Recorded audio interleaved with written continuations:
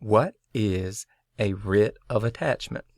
Well, a writ of attachment is an order issued by a court of competent jurisdiction concerning the seizure of specific property. Now, generally that property is the subject of debate or dispute in a legal action before the court.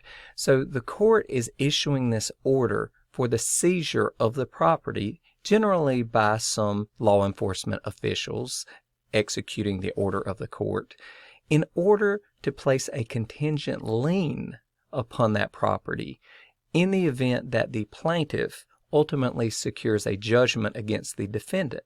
This property will serve as a security interest for the payment of that debt, or in some instances, if the court orders surrender of the property to the plaintiff as complete satisfaction of the debt.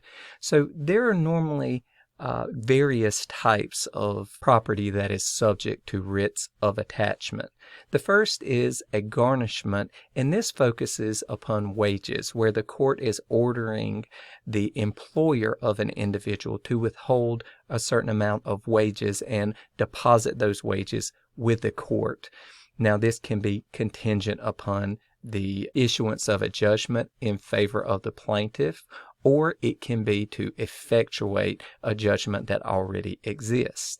Sequestration generally refers to the writ of attachment to physical property, that is, personal property that can be held in the custody of court officers pending the outcome of the civil dispute. And the last is replevin, which focuses on the seizure of real property or land.